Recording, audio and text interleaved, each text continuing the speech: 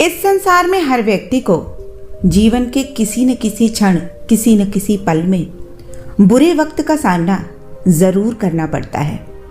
ऐसी स्थिति में कोई जीतता है तो कोई हारता है, और ऐसे समय में धैर्य ही एक ऐसा मंत्र है जो किसी व्यक्ति को उस परिस्थिति से बाहर निकाल सकता है। जो व्यक्ति इस धैर्य रूपी मंत्र को जीवन में उतार लेता है, संकट और असफलता की घड़ी में वो व्यक्ति एक न एक दिन जरूर विजेता बनता है। हो सकता है कि आज आपका भाग्य आपका साथ ना दे रहा हो, लेकिन जो लोग संकट के समय या कठिनाइयों के समय हार को देखकर यदि धैर्य अपनाना शुरू कर देते हैं तो आप देखेंगे कि एक दिन ऐसा आता है जबकि वो अपनी हार के बदले अपनी जीत की ओर बढ़ने लगते हैं। क्योंकि हम हार से नहीं हारते, बल्कि हार के भय से हार जाते हैं। नकारात्मक सोच से ही हमारी पराजय होती है, और प्रयासों की कमी से ही सफलता दूर भाग जाती है, और जिसे हम कितनी बार भाग्य का नाम भी दे देते हैं। याद रखें कि भाग्यशाली व्यक्ति वही है जो कि अपना प्रयास कभी भी नहीं छोड़ता, क्योंकि उसे पता होता है कि जब समय आता है तो भाग्य का साथ उसके प्रयासों के साथ मिल जाता है। लेकिन जो व्यक्ति इस उधेड़बुन में रहता है कि जब अच्छा समय आएगा तब प्रयास कर लूँगा, तब वो जीवन के कई सारे अनुभवों से चूक जाता है। इसलिए ज़िंदगी की हर पूरी परिस्थितियों का सामना करें, आगे बढ़ते रहें और अच्छे समय के इंतज़ार में हमेशा रहें। अपने मन को हमेशा सकारात्मक रखें, क्योंकि आपकी सकारात्मक सोच ही आपके भाग्य को बदलने में सबसे बड़ी भूमिका निभाती है। जब भी कोई परेशानी, कोई दुख, तकलीफ आए तो धैर्य के साथ, सहनशीलता के साथ, शांति के साथ निर्णय लेने की जिनमें आदत होती है वो व्यक्ति जीवन में ज़रूर सफल होते हैं। तो चलिए बात करते हैं एक कहानी की। एक कहानी एक ऐसे संत की जिसने एक व्यक्ति की ज़िंदगी को बदल दिया, कुछ ऐसी आदतों के बारे में बताकर जिसने उस व्यक्ति के भाग्य को ही बदल दिया। ये कहानी आपको आपके जीवन के हर विकट परिस्थिति का सामना करने में मददगार साबित होगी और सफलता के शिखर को चढ़ने में आपकी बहुत ज़्यादा मदद करेगी। तो ये कहानी है एक युवक की जो जीवन में संघर्ष करते करते थक गया था। उसके परिवार में आर्थिक तंगी के कारण वो यहाँ और वहाँ काम की तलाश में घूमता फिरता था, लेकिन उसे पैसे कमाने के लिए कोई काम नहीं मिल रहा था। इसलिए वो निराश हो गया और आत्महत्या करने का फैसला लेकर जंगल में गया। तभी वहाँ उसकी मुलाकात एक संत से होती है। संत उस भरे भयानक जंगल में अकेले चुपचाप प्रार्थना और तपस्या कर रहे थे। उनके चेहरे पे अद्भुत तेज था। उस संत को देखकर ही उस व्यक्ति के आधे कष्ट दूर हो गए थे।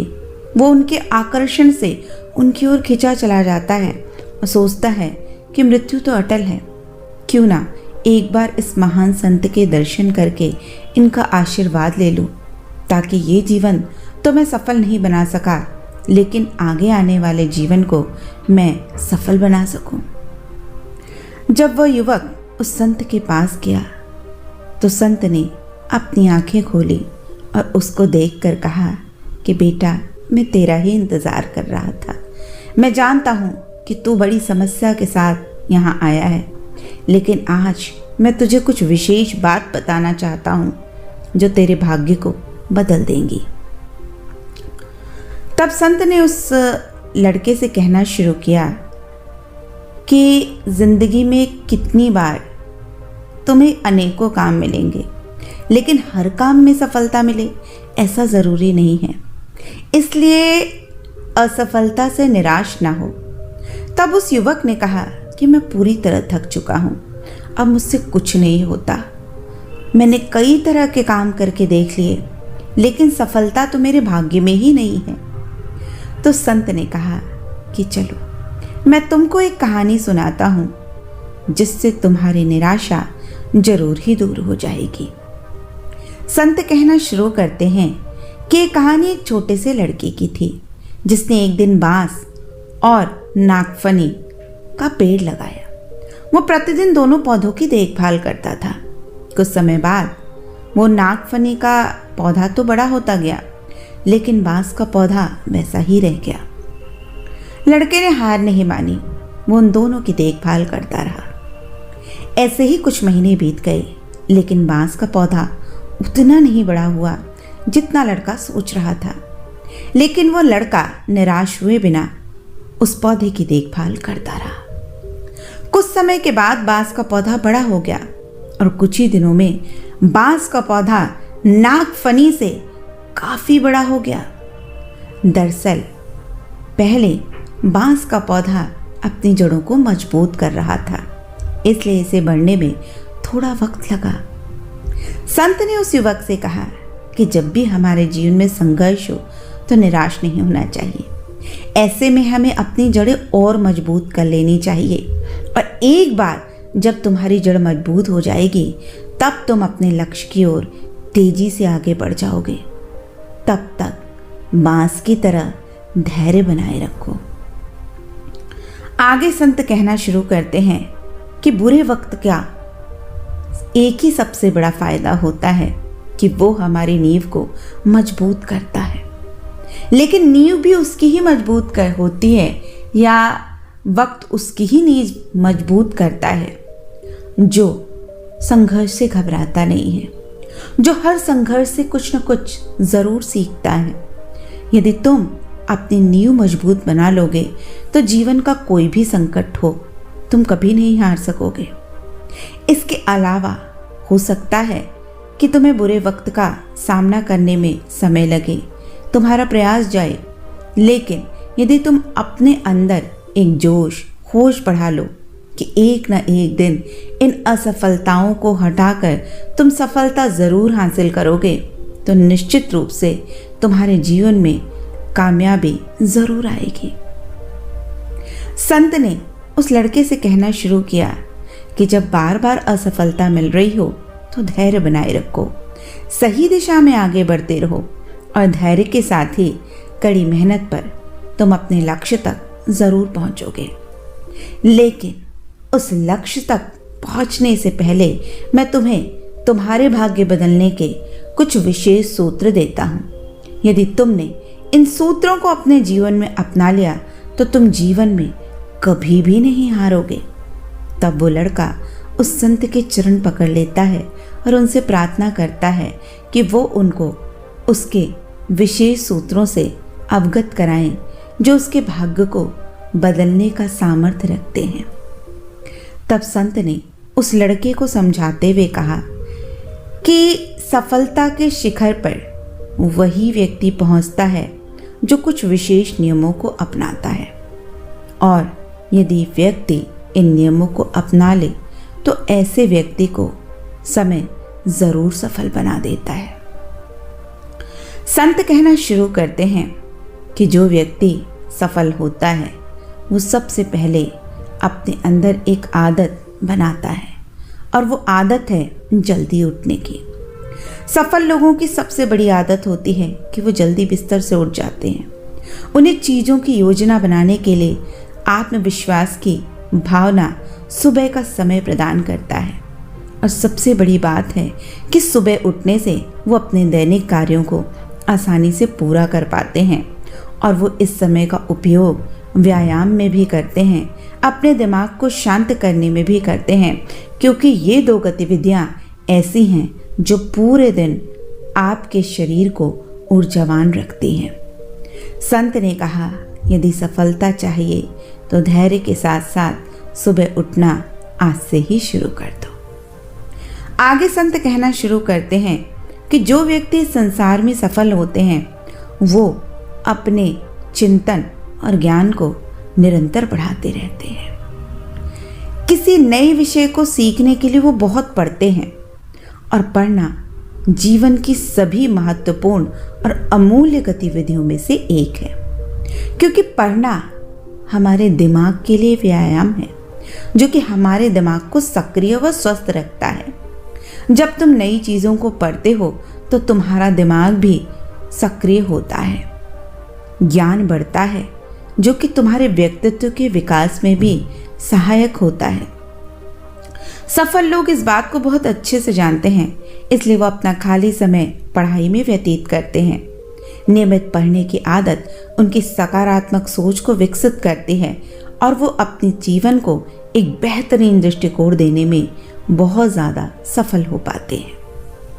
आगे संत ने कहना शुरू किया कि सफल लोग एक सबसे ज़रूरी काम करते हैं कि वो अपना समय सफल लोगों के बीच बिताते हैं और ख़ासकर ऐसे लोगों के साथ बिताना पसंद करते हैं जो लोग सकारात्मक सोच रखते हैं।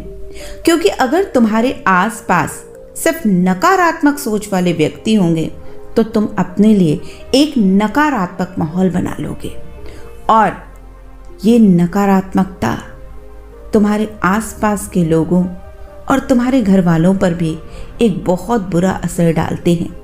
इसलिए हर परिस्थिति में, हर घटना में कोई अच्छाई ढूंढने का प्रयास करो और जब तुम इस आदत को अपना लोगे तो एक दिन आएगा कि तुम्हें हर घटना में कोई ना कोई सीख ज़रूर दिखाई देगी।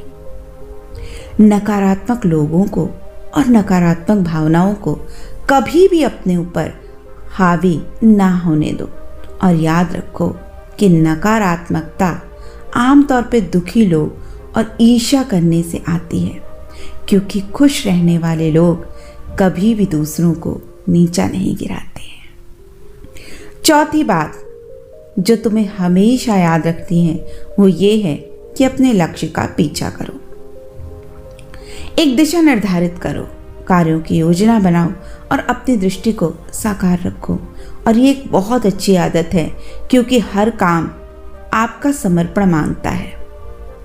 हर सफल व्यक्ति अपने काम को शिद्दत के साथ करता है और जब पूरे समर्पण के साथ आप किसी काम को करते हैं तो निश्चित रूप से आप अपने लक्ष्य को ज़रूर हासिल कर लेते हैं। इसके अलावा सफल लोग अपने शरीर पर भी बहुत ध्यान देते हैं, क्योंकि यदि आप रोज़ाना व्यायाम करने की आदत नहीं डालते हैं तो आपकी जो शरीर की गतिविधियां हैं वो कमज़ोर हो जाती हैं, जिसकी वजह से आपकी याददाश्त और मानसिक तेज भी नहीं बढ़ पाता है और व्यायाम आपकी रचनात्मकता को भी बढ़ाता है।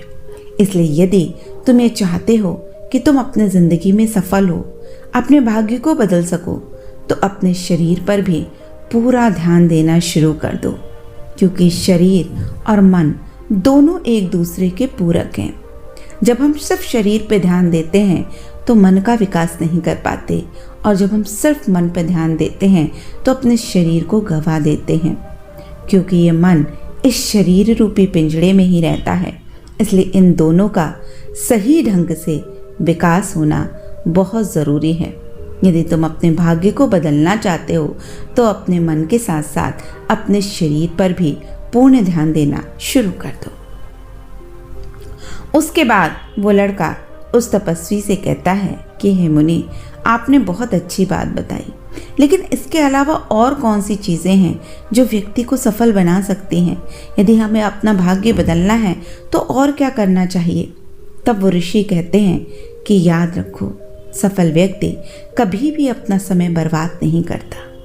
हर सफल व्यक्ति के लिए समय ही पैसा है। वे अपने समय को ठीक से प्रबंधित करने के आदी होते हैं, क्योंकि वो जानते हैं कि उनके पास प्रतिदिन एक निर्धारित समय है जिसे सफल होने के लिए कुशलतापूर्वक उपयोग किया जाना चाहिए।